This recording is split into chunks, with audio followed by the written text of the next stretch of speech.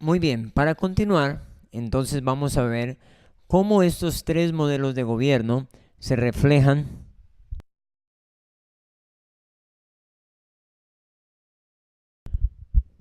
Para continuar, entonces vamos a ver cómo estos tres modelos de gobierno se reflejan o los podemos estudiar en la Biblia. Como ya sabemos, y es obvio, al principio en el jardín del Edén teníamos el modelo de gobierno de Dios. Dios le había dado a Adán y Eva una ley. Él era soberano y les dio una ley que si ellos la cumplían y obedecían, ellos podían tener libertad para hacer lo que querían. Pero ya sabemos entonces que ellos desobedecieron, no se autogobernaron obedeciendo la ley de Dios y cayeron esclavos del pecado, del temor.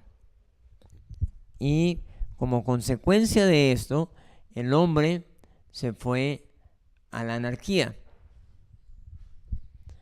Se fue hacia la anarquía.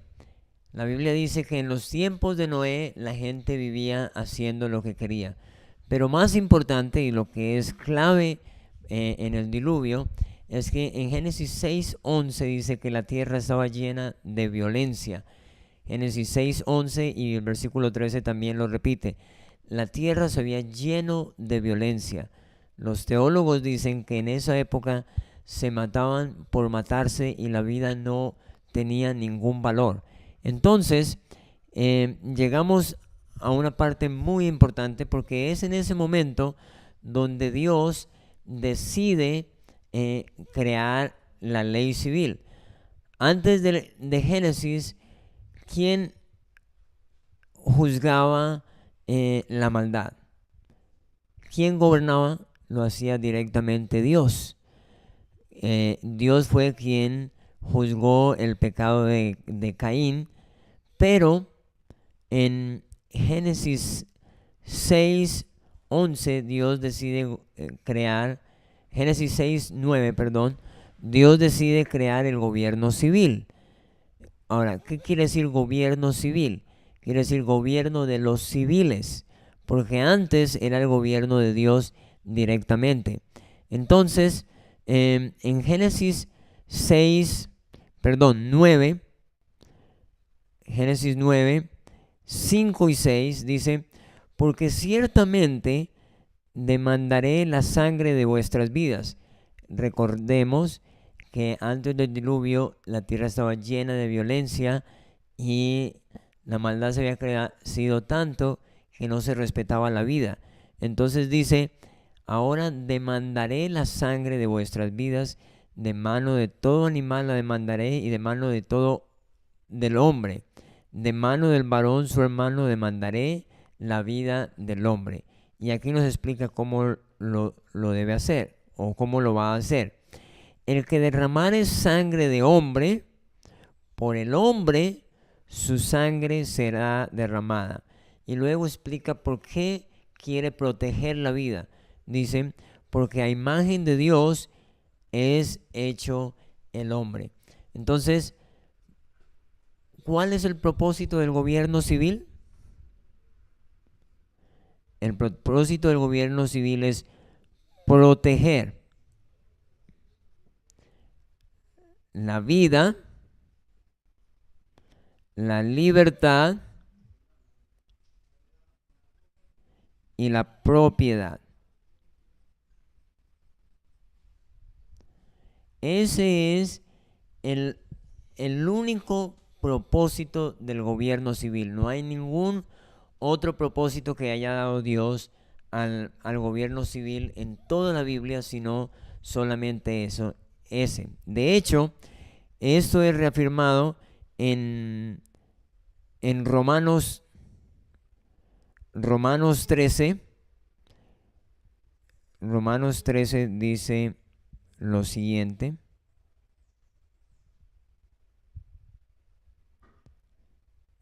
está hablando de la autoridad, que debemos someternos a la autoridad. Y luego dice, porque es servidor de Dios para tu bien, versículo 4. Pero si haces lo malo, teme, porque no en vano lleva la espada, pues es servidor de Dios, vengador para castigar al que hace lo malo. Entonces, ¿cuál es el propósito de la vida de acuerdo a, cuál es el propósito del gobierno civil de acuerdo a Génesis 9, 5 y 6? Proteger la vida. Ahora, ¿cuál es el propósito del gobierno civil de acuerdo a Romanos 13, 4? Dice que no en vano lleva la espada. En Génesis 9 dice que quien derrame sangre deberá pagar con su propia vida.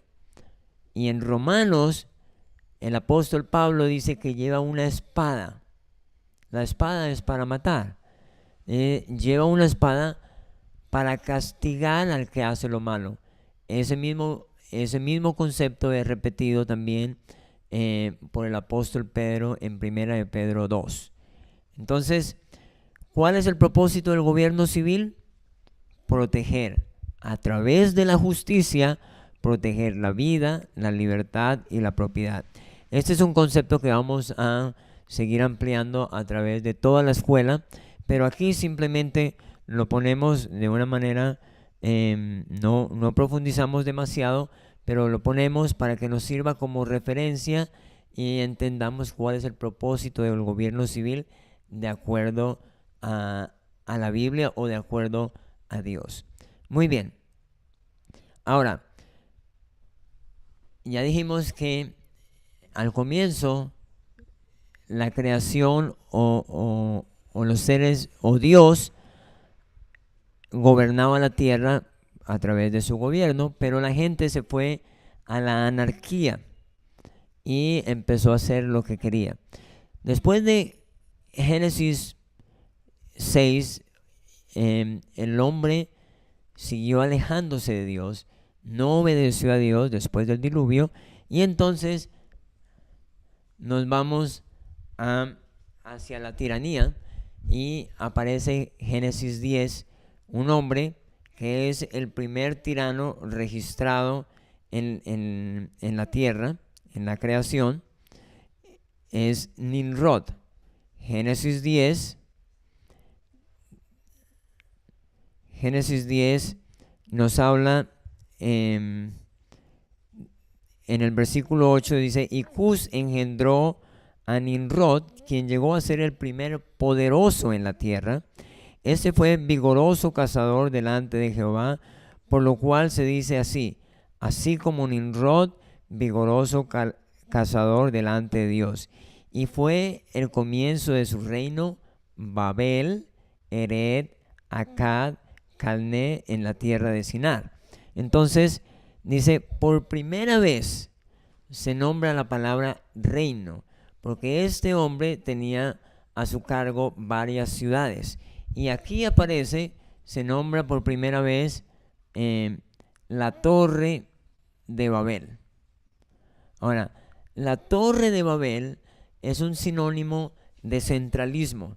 Vamos a estudiar esto a profundidad con el doctor Mark Velayas, pero lo importante aquí es que como la gente no obedeció a Dios y empezaba el caos, entonces se levantaron poderosos que quisieron centralizar el poder gubernamental, y de esta manera entonces esclavizaban a la gente.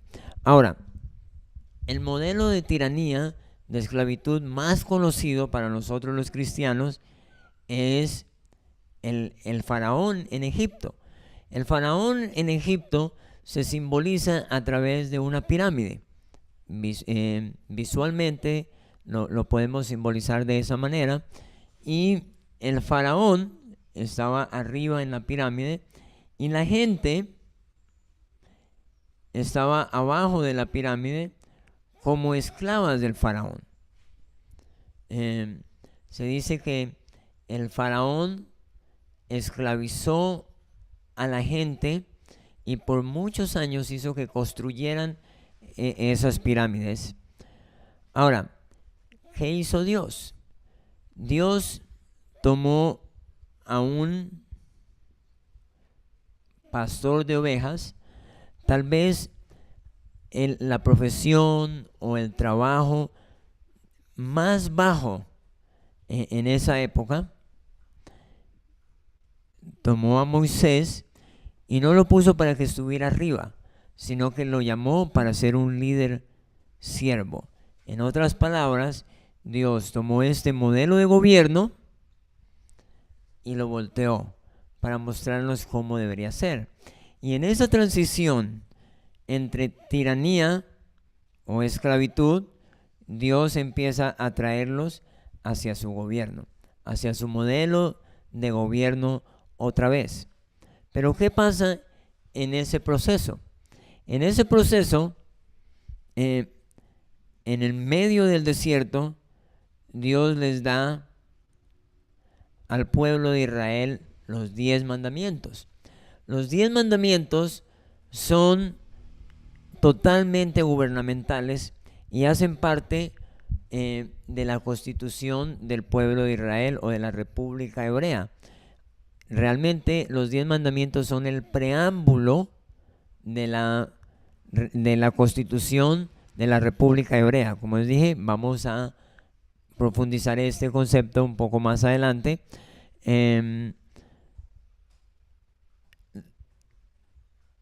Ahora, antes de continuar con los 10 mandamientos, debo explicar algo. Cuando Moisés fue llamado a gobernar o a liderar el pueblo de Israel de la esclavitud hacia la libertad, ¿cuál fue el modelo de gobierno que Moisés utilizó? Él utilizó el mismo modelo de gobierno que había aprendido con el faraón. Recordemos que Moisés se formó, se levantó, se crió justamente en el palacio del faraón. Entonces, cuando Dios lo llamó, él lo único que conocía en su forma de liderazgo era el liderazgo del faraón. Por eso, en el desierto vemos a Moisés haciendo lo mismo que el faraón. Recordemos que cuando llegó Jetro, su suegro, y vio lo que Moisés hacía, le dice, ¿por qué haces eso? Porque dice que Jetro se levantó una mañana y encontró que había una cola larga de personas esperando a que Moisés los juzgara y los ayudara en sus problemas. Y esta gente tenía que esperar todo el día bajo el sol, aguantando hambre y sufriendo. Entonces Jetro le dice, ¿por qué haces esto? Vas a sufrir tú y haces sufrir a la gente también. Entonces, vemos aquí un principio muy importante. Moisés había sido formado en la universidad humanista, en la universidad del mundo, pero tuvo que venir un hombre, su suegro, que era, esto es muy importante, él era sacerdote de Madián, lo que nos muestra que estaba fuera de la jurisdicción o fuera del gobierno de Egipto, y no había sido él corrompido a su mente, sino que Jetro era descendiente directo de Abraham. Él había, por ser sacerdote, había guardado todavía ese pensamiento un poco más sano, y él le enseñó a Moisés cómo debería formar su gobierno. Esto está en Éxodo 18 y se repite en Deuteronomio 1, donde Moisés elige los jueces y forma todo un sistema de gobierno que más adelante vamos a profundizar. Es el gobierno que se llama la República. Muy bien. Ahora, una vez el pueblo de Israel está en el desierto, Dios le da al pueblo de Israel los 10 mandamientos. Dijimos que los 10 mandamientos son totalmente gubernamentales Porque los 10 mandamientos están para proteger. Por ejemplo, no matarás. ¿Qué protege? Protege la vida. No robarás. ¿Qué protege? La propiedad privada. No dirás falso testimonio. ¿Qué protege? Obviamente protege la honra, la integridad, pero también protege la vida, porque el sistema hebreo de justicia estaba basado en testigos oculares. Y si un testigo ocular, o si un testigo o una persona era falso testigo en el juicio, podía poner en riesgo la vida de un inocente. Entonces, cada uno de los 10 mandamientos, protege uno de los derechos dados por Dios. Ahora, este es muy importante. ¿Qué protege el mandamiento? No tendrás dioses ajenos delante de mí. Este mandamiento protege la libertad. ¿Por qué? Recordemos, los 10 mandamientos fueron dados en el desierto una vez que salieron de la esclavitud en Egipto. En Egipto tenían un Dios. El faraón era considerado un Dios y era soberano. Él decía cómo se debía vivir, él decía qué se debía de hacer.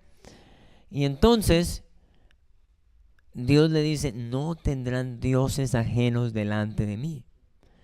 ¿Por qué? Porque si nosotros ponemos como Dios cualquier otra cosa que no sea Dios, que no sea Jehová, entonces vamos a ser esclavizados. Hoy en día no tenemos reyes que son dioses, pero hoy en día mucha gente considera al Estado como su Dios. Un amigo mío que trabaja en el gobierno me dice, yo tengo un compañero de trabajo que él repite siempre, para mí mi Dios es el gobierno, para mí mi Dios es el Estado, porque el Estado me da trabajo, el Estado me da comida, el Estado me da plata. Entonces, esta persona vive y trabaja para él. Cualquier cosa que nosotros pongamos como Dios nos va a terminar esclavizando. El pecado del mundo hoy en día es que ha puesto como soberano de las vidas, de sus vidas, al Estado. Muy bien. Después del Éxodo y llegan a la tierra prometida, llegamos al libro de los jueces. Los jueces son 400 años de este modelo de gobierno.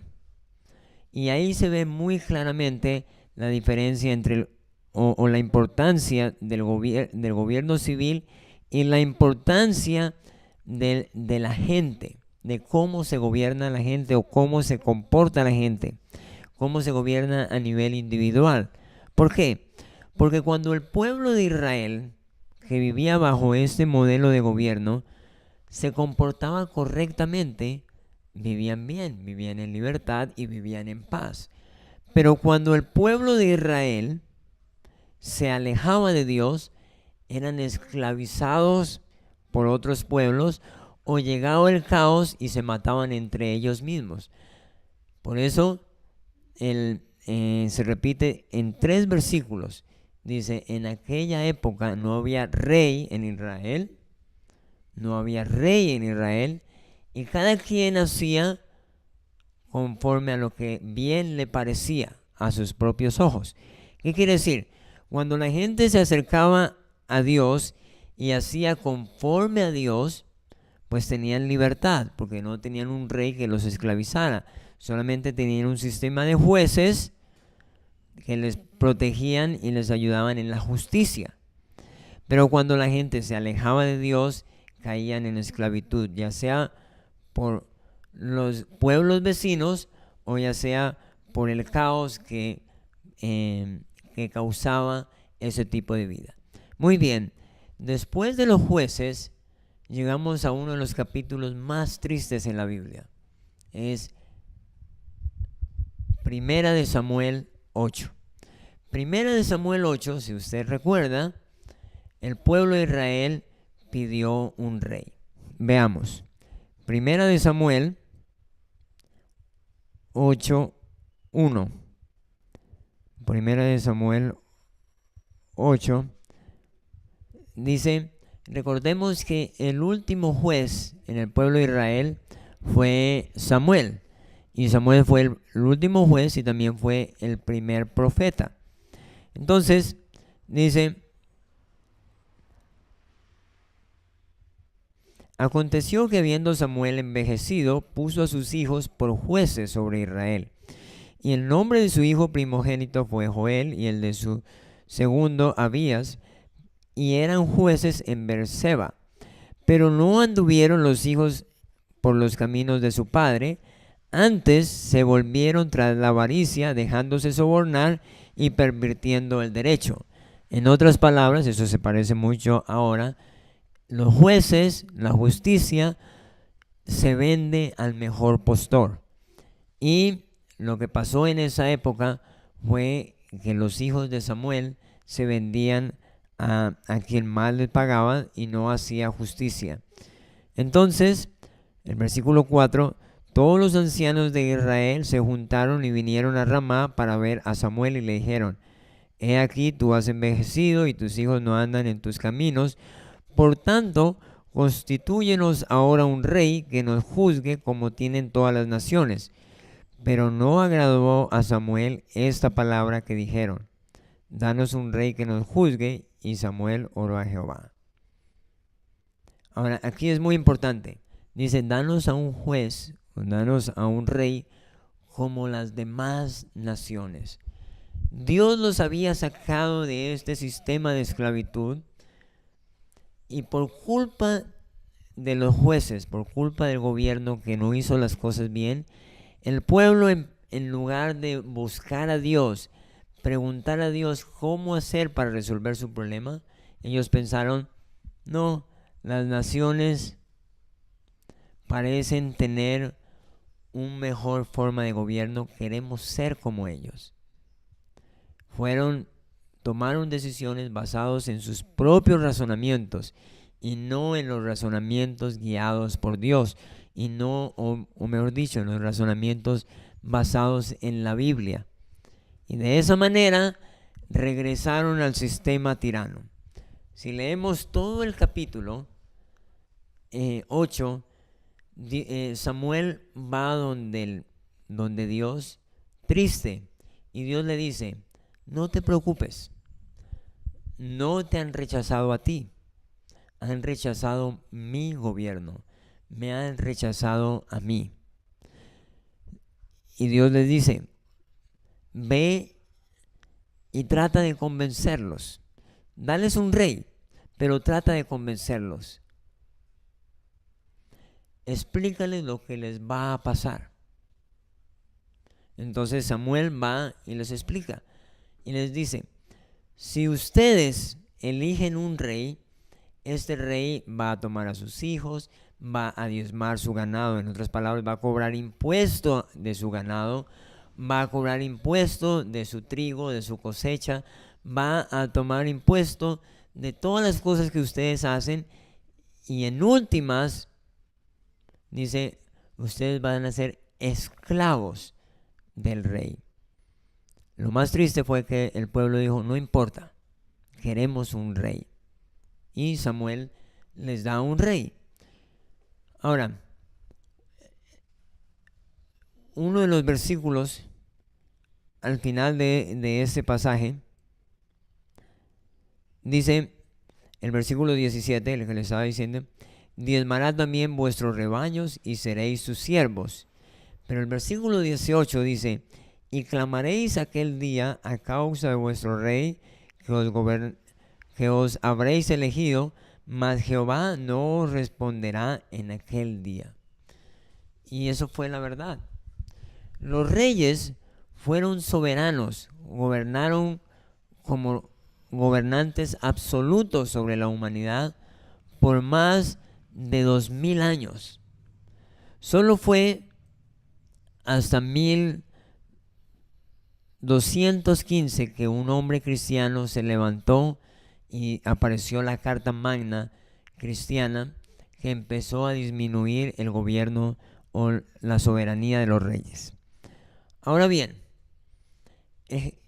Primera de Samuel 8 refleja muy bien lo que está pasando hoy en día y vamos a explicarlo de una manera práctica.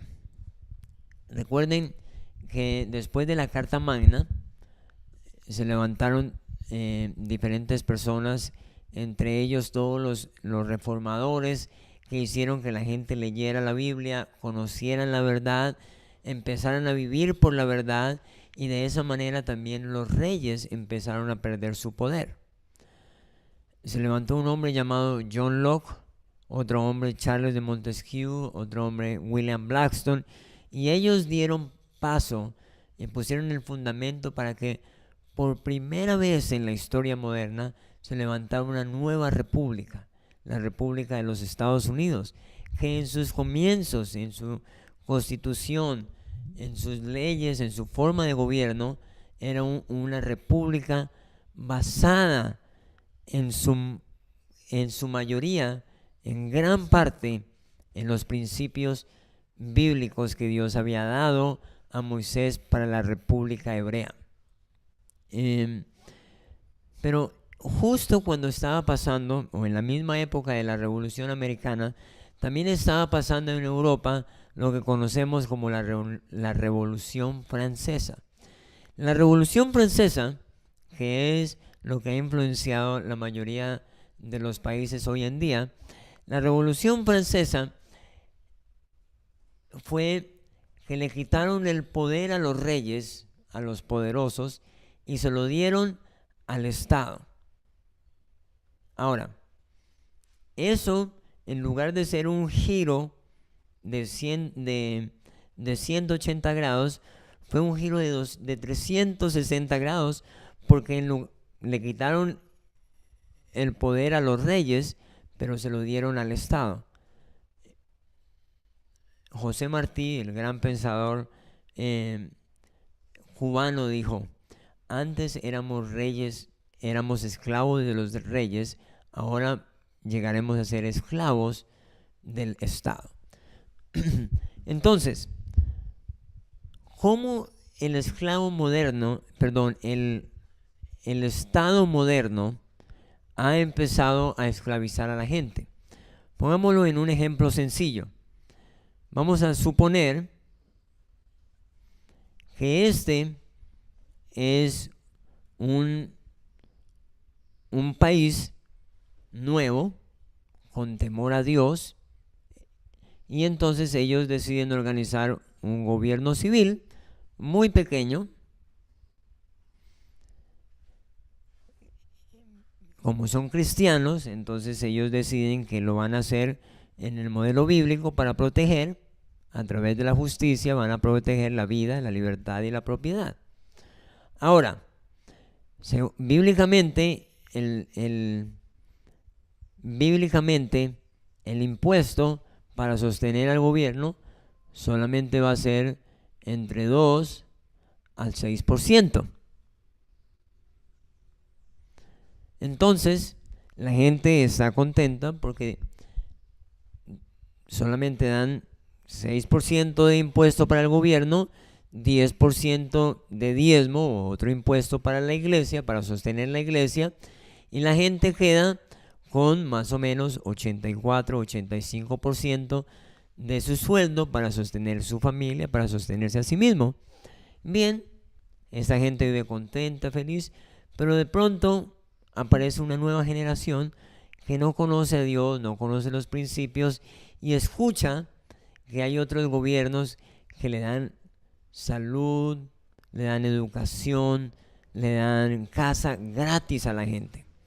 Entonces, la gente de esta nación viene donde su gobierno y le dice: gobierno, usted nos da justicia, pero usted, ¿por qué no nos da educación gratis? Entonces el gobierno dice: pues yo les puedo dar educación gratis, pero tengo que cobrar más impuestos porque no tengo dinero. Ningún estado produce, recordemos, a menos que se convierta en una empresa. Ahora, la gente dice, está bien. Entonces el gobierno dice, vamos a incrementar 10% en los impuestos, pero además necesitamos emplear unas personas que administren todos estos impuestos y administren la educación de la nación. Entonces aquí pasa algo interesante. Uno, se incrementan los impuestos, y dos, la gente productiva en su nación disminuye, porque ahora no pasan a ser productores, sino que pasan a ser personas que gastan. El gobierno nunca produce, el gobierno gasta. Y el gobierno es un administrador muy caro. Ahora, por otro lado, la gente está contenta y ya tenemos educación gratis. Pero de pronto se reúnen y dicen, gobierno, ¿por qué no nos da salud gratis? Entonces el gobierno dice, sí, yo les puedo dar salud, pero tengo que cobrarles impuestos. Y entonces la gente dice, está bien. ¿Y qué hacen? Entonces incrementan el impuesto otro 10%. Incrementan el impuesto otro 10%. Y además de eso tienen que emplear más gente. Entonces pasa otra vez lo mismo. La gente que produce no solamente disminuye, sino que además tienen que pagar más impuestos. Bien, en un estado totalitario, en un estado o en un país estatista, donde el Estado es soberano sobre todas las cosas, tiende a inmiscuirse en todos los asuntos de la vida, a legislar sobre la familia, legislar sobre la educación, legislar sobre o dar empleo, dar muchísimas cosas, y empieza a olvidar qué es el propósito por el cual fue creado. Y de esa manera hay estados tan grandes. Un ejemplo que normalmente la gente recurre es a Suecia, por ejemplo. La gente dice que en Suecia sí funciona el socialismo, o que el Estado sea tan grande, pero no saben que en los últimos años, después de que el Estado sueco había sido gobernado por el Partido Socialdemócrata por 10, 20 años, el Estado era tan grande, la economía había desacelerado tanto, que ellos mismos tuvieron que pasar a girar un poco a la derecha. Entonces, hoy en día hay países donde la gente paga hasta 60 y 70% de impuestos. Imagínense, si usted es cristiano, paga 10% más, o sea, 80%, y para usted y su familia solamente le queda el 20%. En países como el nuestro, no solamente se paga el IVA, que es el impuesto tal vez más conocido, pero se paga impuestos por todo. Cada vez que uno compra cualquier cosa, solamente este marcador ha tenido que pagar una gran cantidad de impuestos. En nuestro país, por ejemplo, se paga hasta impuesto por la herencia, o sea que lo que mis padres me dejan, yo tengo que pagar un impuesto. Y eso es totalmente antibíblico. Si yo tengo una propiedad, yo tengo que pagar un impuesto por esa propiedad. Entonces terminamos siendo esclavos del Estado. Ahora, cuando los jóvenes hoy en día salen a las calles a decir, queremos educación gratis, ¿qué es lo que están diciendo en sí? En realidad lo que están diciendo es, cóbrenos más impuestos, esclavícenos más. Porque recuerden, el gobierno en sí mismo no puede producir, porque los que producen realmente son las personas a través del trabajo. Vamos a tener un módulo de la escuela donde vamos a explicar cómo se produce bienes y riquezas en una nación, cómo es el sistema bíblico. Hoy en día la gente piensa que el Estado es Dios y que por eso el Estado puede darme, pero el Estado no puede dar nada a menos que quite de las personas que realmente producen. Muy bien, en el siguiente video vamos a ver cómo estos modelos de gobierno afectan cada una de las esferas de la sociedad.